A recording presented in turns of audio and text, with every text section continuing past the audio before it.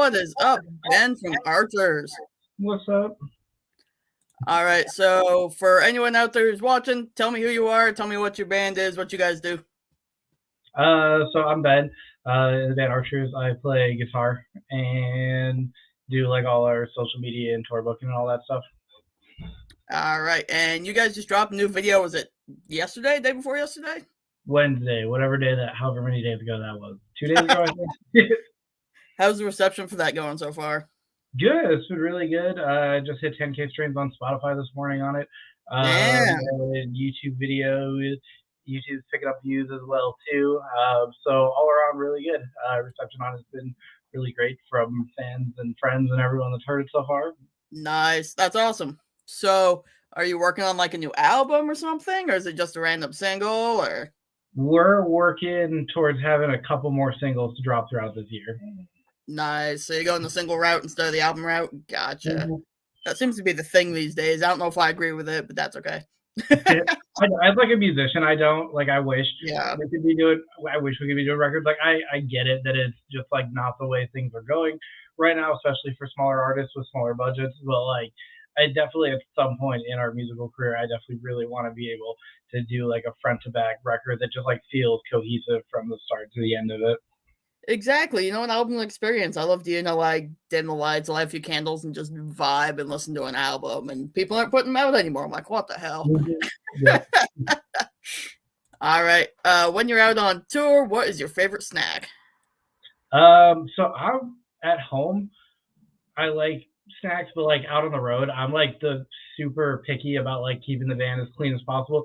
So I'm the one who's like yelling at people when they bring snacks into the van to be like, eat it outside.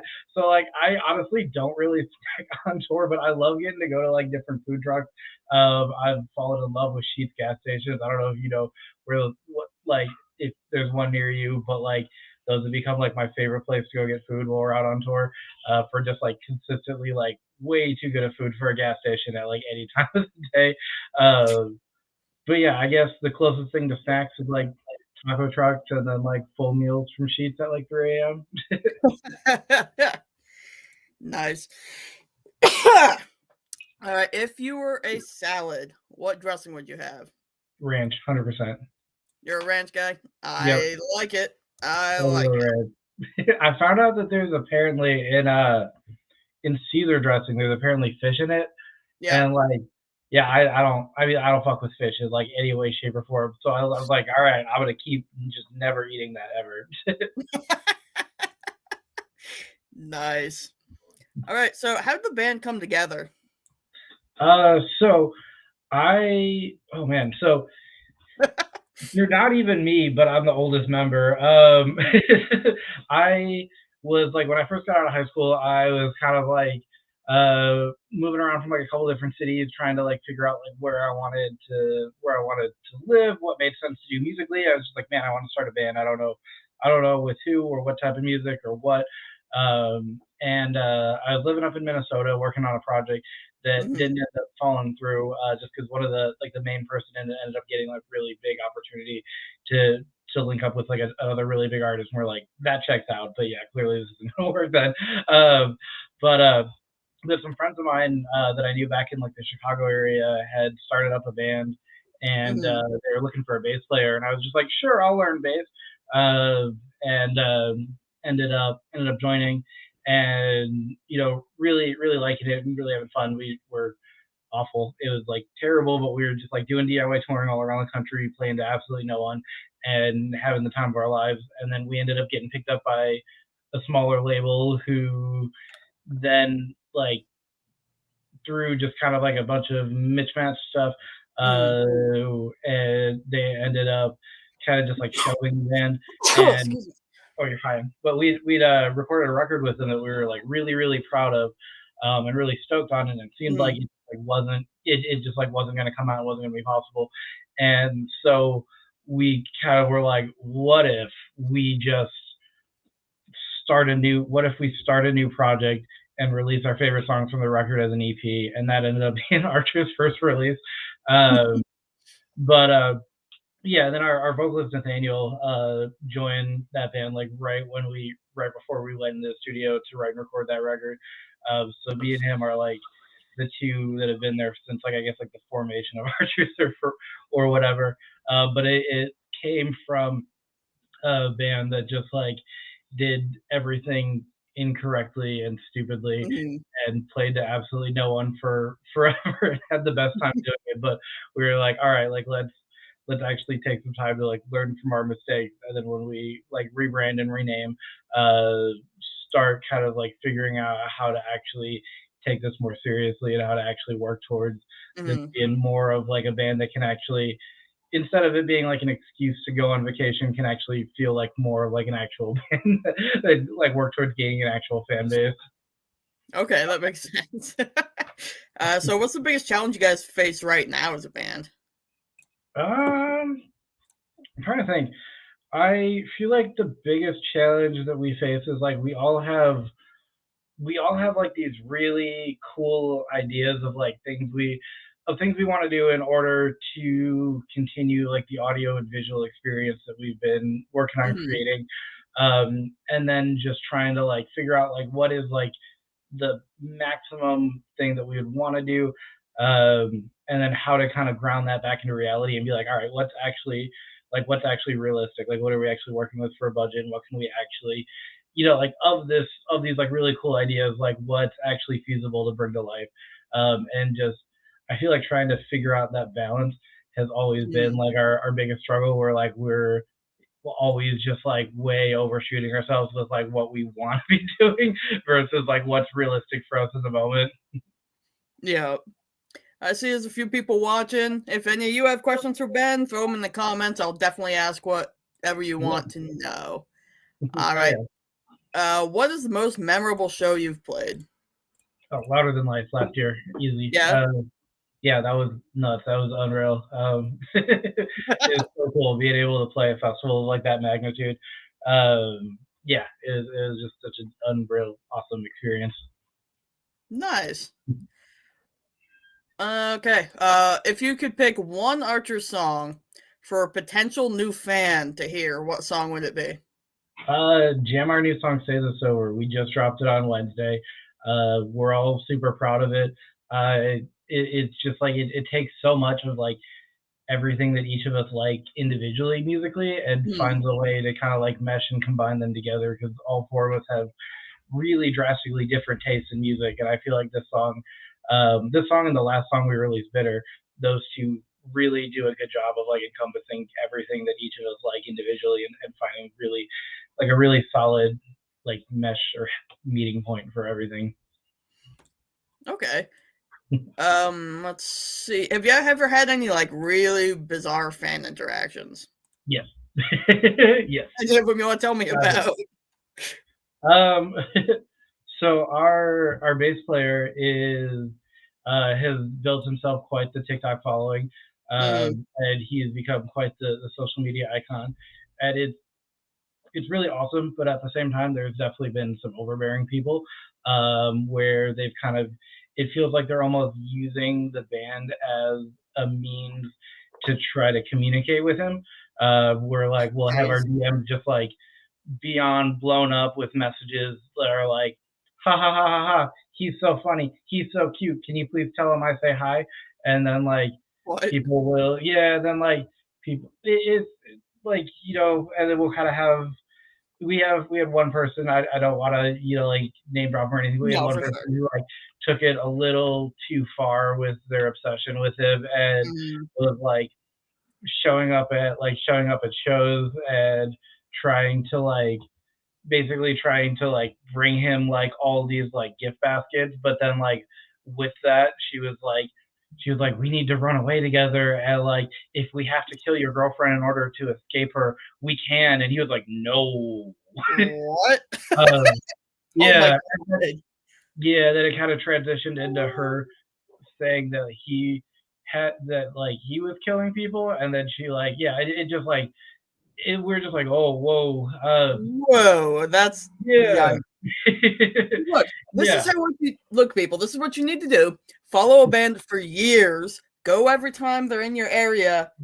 and do something interesting, not something fucking crazy. Okay, that's how I've gotten to be Yeah, friends with some bands, not we're just like, whatever the fuck that chick was I doing. promise, like everyone that comes and like says what's up to us or like takes the time to like chat with us and like get to know them. Like I remember everyone. Like I'm terrible with names, but I'm great with faces. Right. But like I like there's areas where we go back and like we revisit areas, and I'm just like okay, like I very specifically remember like really cool interactions with like these like 20 or 30 people, and like I'm hoping I see them again. And like really looking forward to it. Exactly. Wow.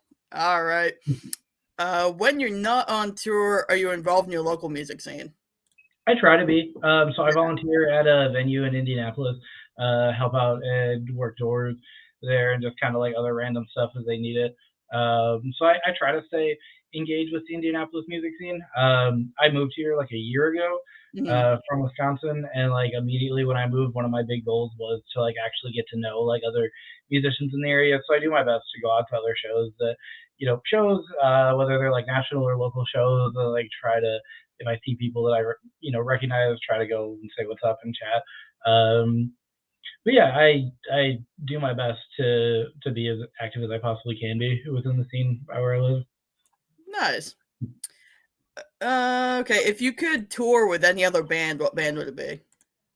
If I could tour with any other band in the world right now, I feel like I would love to tour with Dayseeker. I have been such a fan of them since the for the past couple of years, and like Mm, watching that band go from a place where I feel like Archers is right now to like one of the absolute like top bands in the like emo alternative metalcore kind of genre.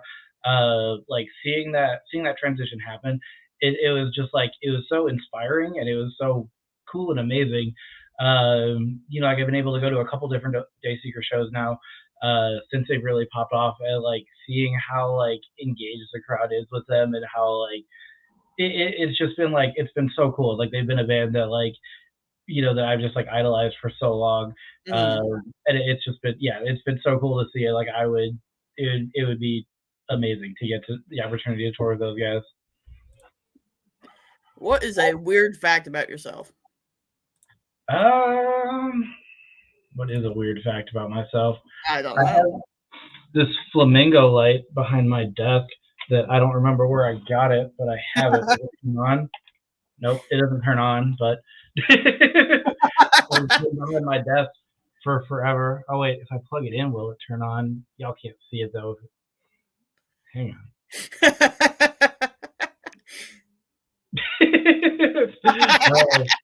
Yeah, I guess it does turn on. Okay. I don't remember where I've got it. I have it on my desk. It's been there for I don't know, since I moved in here. I want to say at least. Um, yeah. That feels like it'd be something, I don't know, like some random, like someone would like snuck it in your stuff and you're packing to move or something if you don't know where it came from. I am pretty certain I was at a gas station with my girlfriend, and Hmm. she was like, "That looks cute," and I was like, "Okay." I'm pretty sure that's how it happened. Oh, we have a question from the comments. Ben, who is your oldest fan? Oldest fan, oldest as in age, or oldest as in has been around for forever. I guess probably we're gonna go with probably for around forever. Uh, Probably.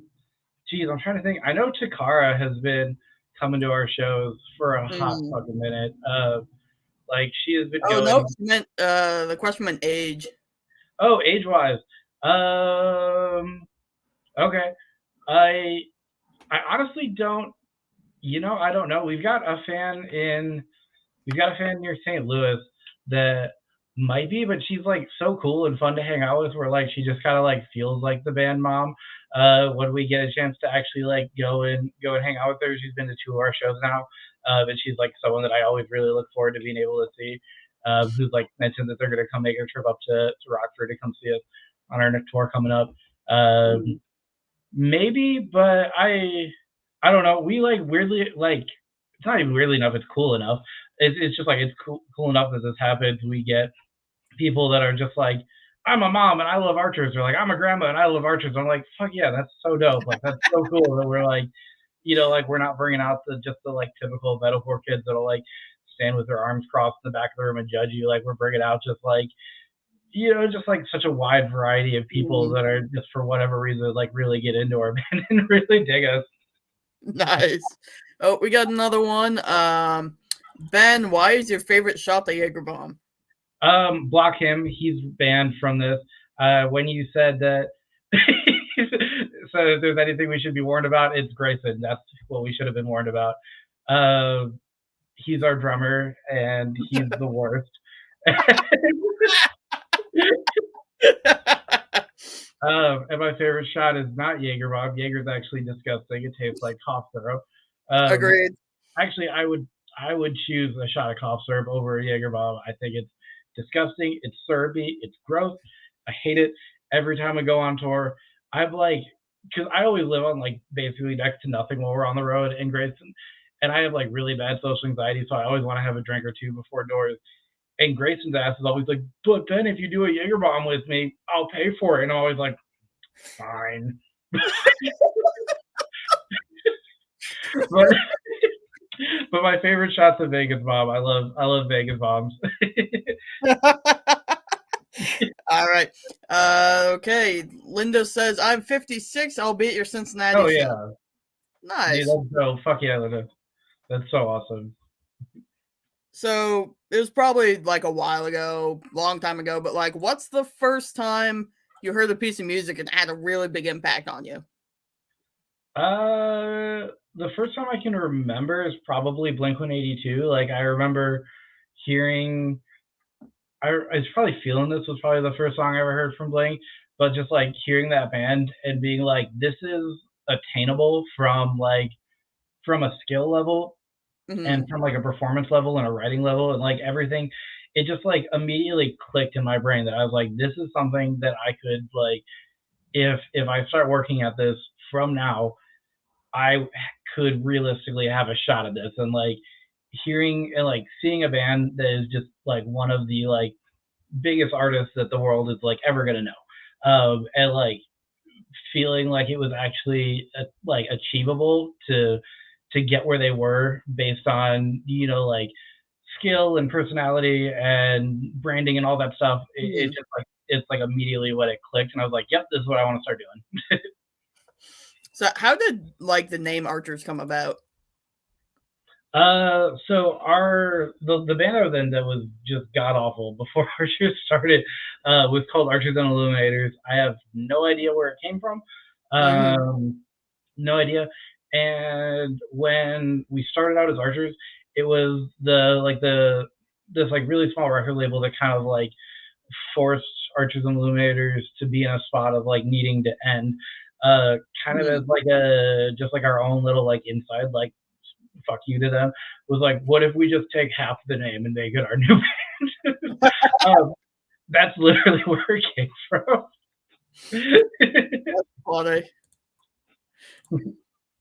Is there a question that you get asked a lot in interviews that you're tired of answering? mm, I don't know. I feel like I get tired of. I feel bad for saying this for like any fans that are watching because like I absolutely love our fans, but I feel like I get asked what everyone in the band's favorite color is on a daily basis.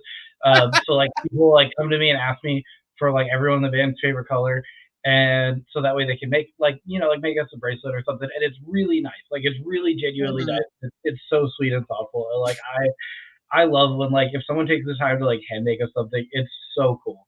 But I get asked that question, I would say probably anywhere. If we're on tour, I would say about 50 times a week, and if we're off tour, I'd say about 5 times a week. And Oh my goodness. for whatever reason, I don't have it memorized. And I should, or at least have like a note in my phone. But so then I was like, fuck, what is everyone's favorite color? And like, You should just like save it on like a notepad on your phone or something. Every right? time someone I asks, you just should. pull it up. I know. I think next time we're together, I'm gonna just get like a questionnaire for everyone to be like, everyone fill this out so that way when I get asked for these things, I've got them ready to go. Good idea.